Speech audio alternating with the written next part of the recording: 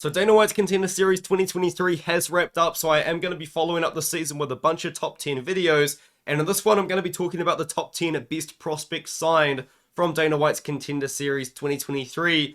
Now, prospects is definitely a term that people can use in many different ways. I'm sure everybody might have a slightly different opinion on what they view as a prospect.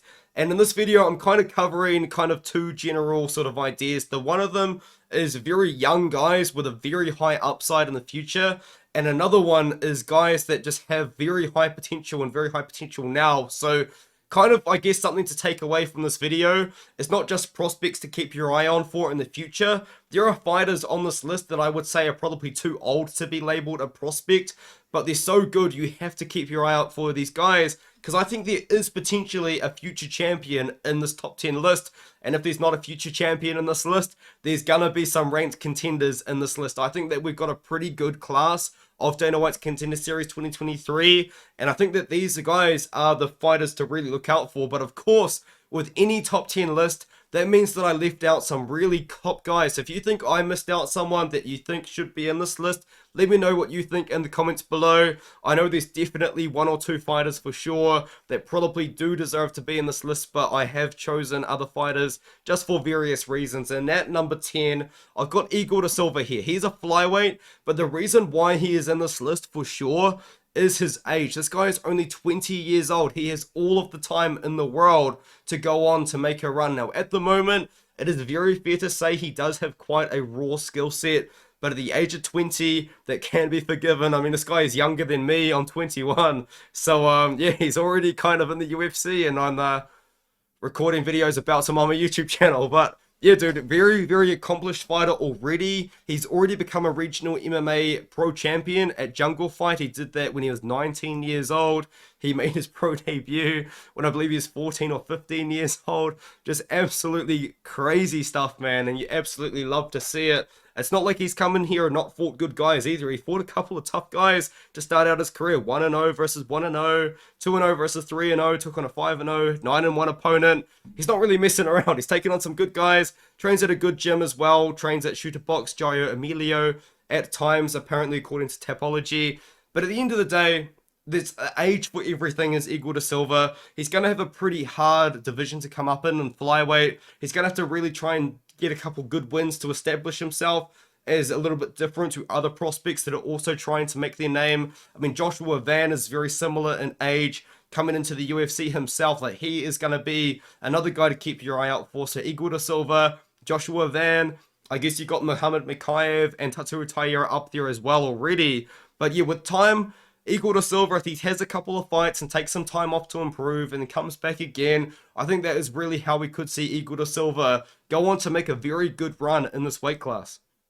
The next one is Tom Nolan.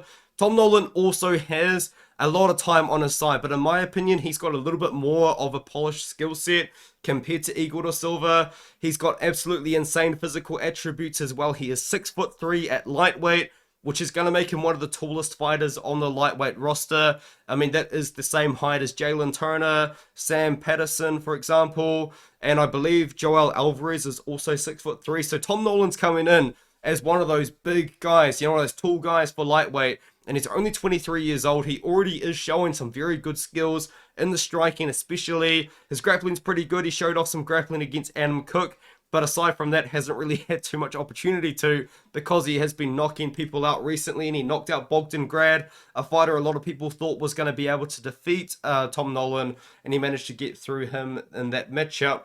I think we're going to see Tom Nolan to go on to do some pretty big things. Now, once again, time is on his side. We don't really need to see Tom Nolan rush into anything too much, but I would love to see him make his UFC debut soon. I think he's a fantastic fighter to watch. He's a guy to watch out for. A young guy, 6'3" at lightweight, very good striker. I think in all of the good ways, he reminds me of Dan Hooker. I said that in my Contender Series breakdown, and I will continue to say that I think that is a compliment, and I think we could see Tom Nolan go on to do some pretty big things in this UFC lightweight division. The next fighter I want to talk about is Peyton Talbot. Now, Peyton Talbot is 25 years old, and I feel like he is the Sean O'Malley of the season. This guy is so similar to Sean O'Malley in his fight style. He's also got like a very interesting sort of personality. He's got tattoos on him that I believe are like an anime sort of thing. I'm not really into anime, but he's got like a black circle on his back, a black circle on his front, and people are commenting like, is this from this or something like that? So he's got that personality about him, but he's got that skill set and that fight style to back him up. This guy, Peyton Talbot, man, I genuinely went out there and I watched every single fight of his that I could because they are so fun to watch, man. He is a very aggressive striker. He can get taken down, but he always pops right back up. He went to war with Reyes Cortez. Absolute banger of a fight that was. He's a very fun fighter to watch. I think this guy could go very far in the UFC with good matchups. Like, they could build this guy up like Sean O'Malley. Very similar, very tall for the weight class. Similar fight style. I mean, he's 5'10", 70-inch reach, forward 135, tall guy, very rangy striker, very aggressive striker, flying knees. He just does it all, man. This guy is so fun. I think you could see Peyton Talbot go very far in the UFC and build a level of stardom as well. This guy, I think he's got superstar potential for sure. That is why Peyton Talbot is on my list. The next fighter that I'm going to be talking about is Magomed Gasimov, and I feel like a lot of people will probably be quite low on Gasimov because they probably weren't that impressed with his Contender Series performance.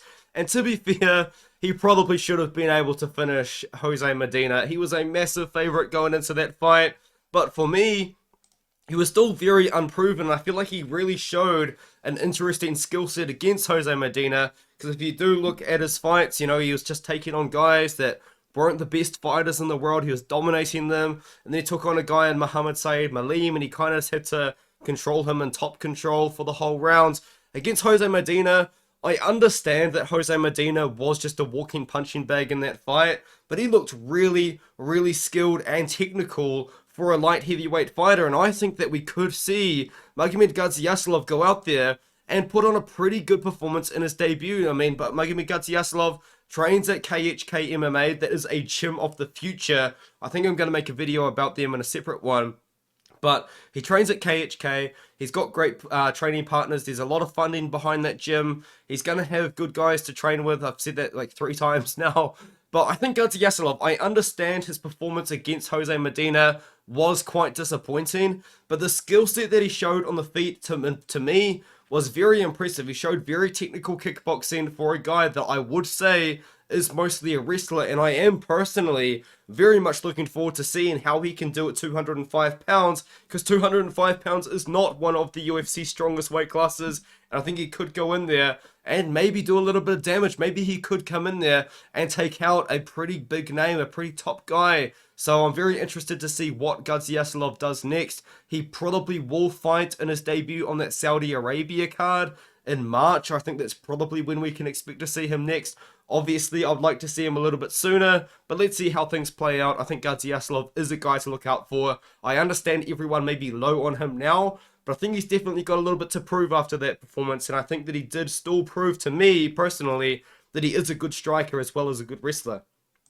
The next fighter is Eduardo Mora. Now, this one is a little bit risky to put on the prospects, but I do think out of all of the women's fighters that was on the show, maybe aside from Josephine Knudsen, but she wasn't awarded a contract and she didn't look that like impressive against Manik Man, I think Eduardo Mora could be the best female fighter from that show, and I think that Eduardo Mora could be the one that goes on to do pretty big things. You know, she's 9-0, but the thing about her was she was just so unproven before her performance against Janina Silva. She hadn't really fought the best competition in the world. There wasn't really any tape out there whatsoever. She went out there, kind of dominated Silva, looked really good, and if she can go on to dominate Montserrat Ruiz, I think that it would be pretty safe to say that Eduardo Mora is a very good female prospect, especially because then she'll be 10-0.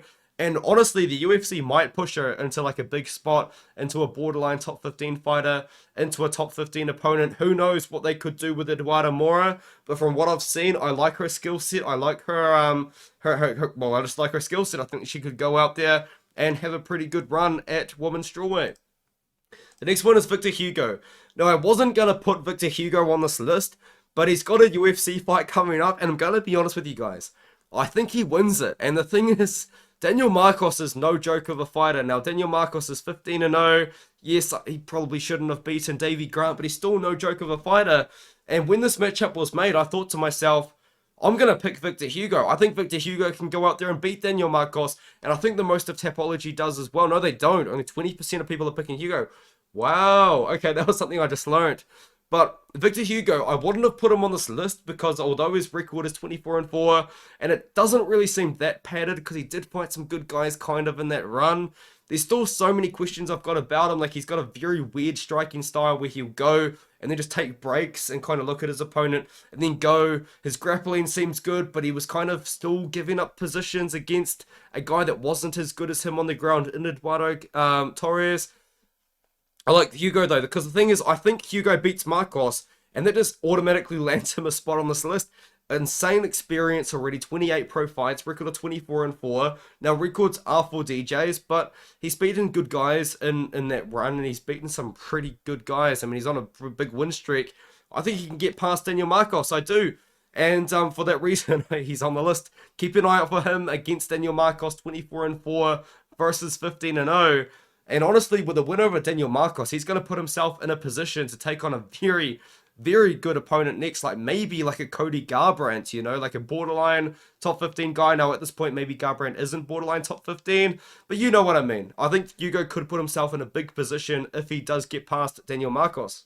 I have Zachary Reese on this list because I think he looks like a very, very promising middleweight fighter. He's 6'4" with a 77-inch reach. And on the feet, he looks quite technical, and he is a very solid grappler as well. Now, maybe this is me overrating Zachary Reese, but from what we've seen, which is not a lot at all, he seems like he could go pretty far. I mean, the thing is, he's beating guys in like a minute. So there's literally no tape on him, really. Like, there are fights out there to watch, but it's going to take you less than 10 minutes to watch all of his pro fights, you know? So this could be me maybe getting a little bit too much on the train of Zachary Reese, but I think he does have potential to go pretty far, man. Like, I'm watching his fights on the feet. The fight doesn't last very long, but he looks like a very technical fighter. He took on Eli Aronov, and in that fight, to be fair, Eli Aronov, in the 1 minute that it lasted, Aronov did look pretty good and was starting to get him with some ground and pound and was hurting him,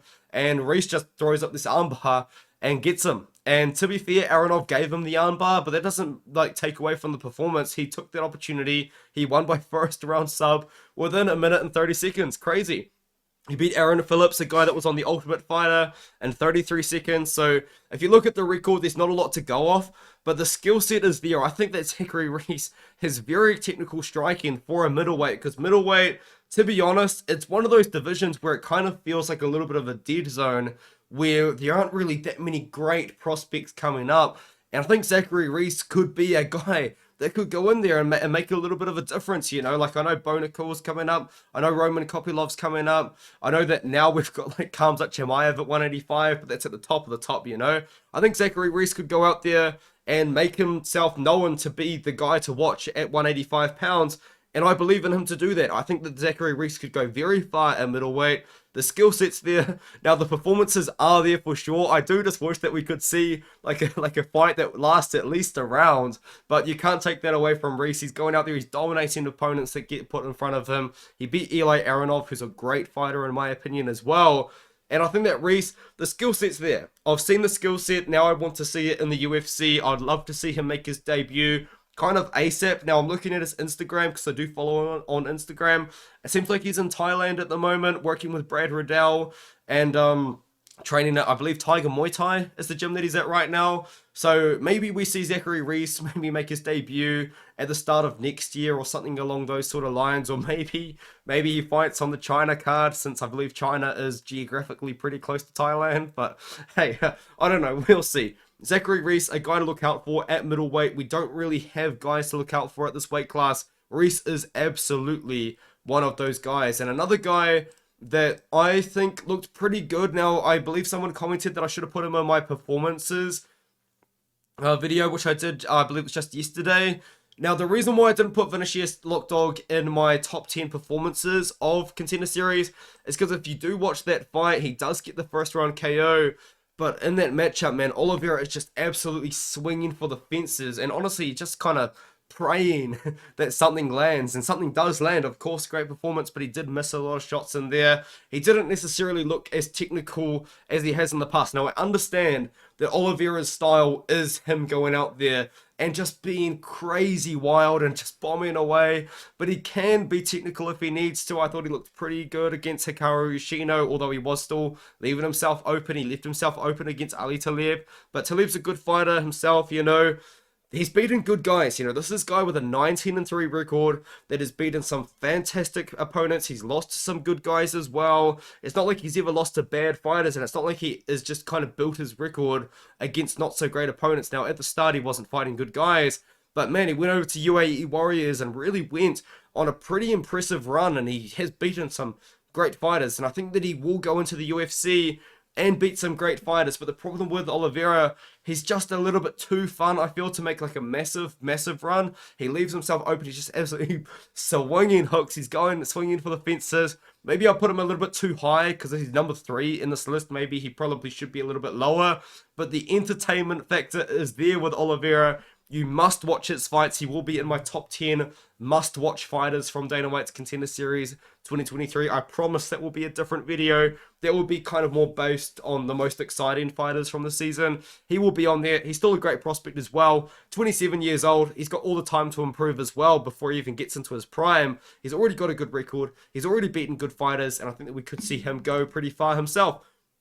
The next fighter is Andre Lima, a 7-0 fighter who made his pro MMA debut in October of last year. Now, I did pick him to beat Rickson Nadim, and I thought he looked pretty good against Rickson Nadim, but I do think that he kind of did pass up on a couple of opportunities to chase a finish, but that's not really a bad thing, because it did show that at the age 24, with not really a lot of MMA fighting experience, he was still able to stay patient in that fight. He did get the contract.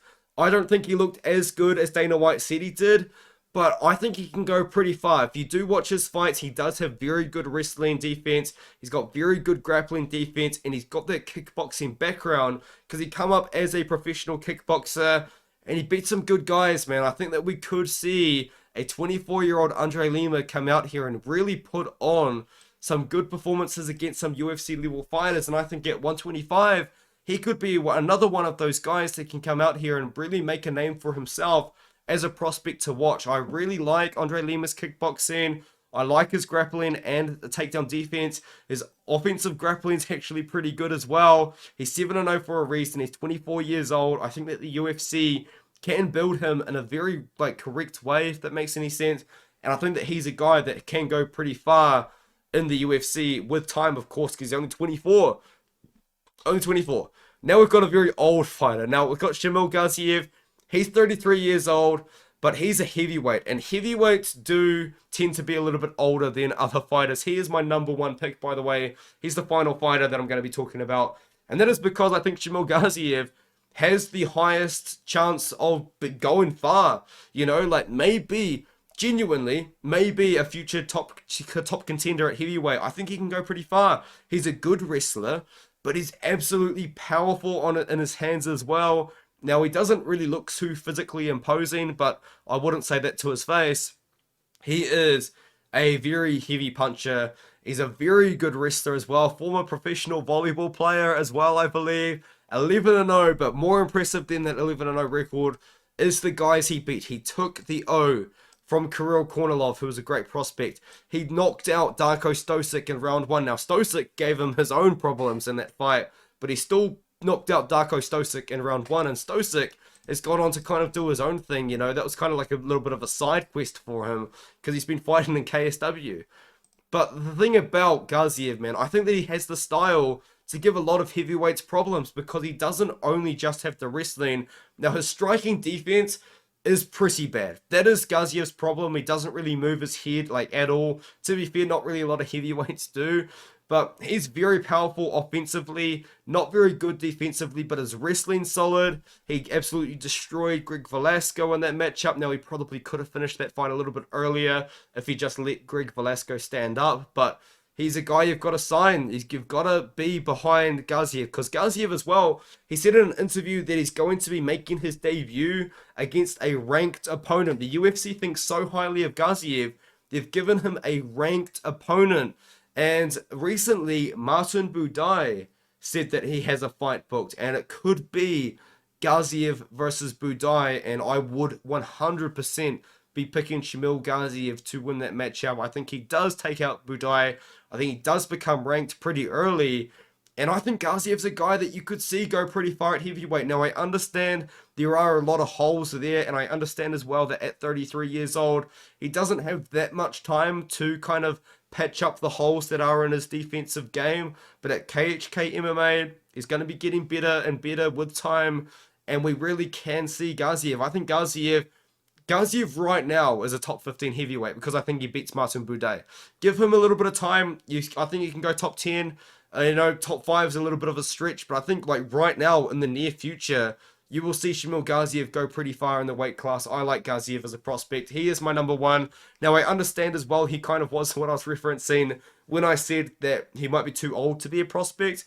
And yeah, I would agree. He's a little bit too old to be called a prospect, but we can't call him a contender until he becomes a contender, and he's going to have to do that by beating like Martin Budai or just somebody in his debut. I think Gaziev's a guy to keep your eye out for, and I understand that maybe there's someone else that you would put in the spot because he's 33, but Gaziev's the guy to watch out for in my opinion. He's the guy that, from the Contender Series, he's the guy that can go in there and beats the highest ranked opponent right now. Like, there are some great fighters that can come in and beat some highly ranked opponents, but Gaziev can go out there and probably beat the number 15 guy. I don't know how I can say that about anyone else on the show right now. So yeah, let me know what you think in the comments below, and I'll see you guys in the next one.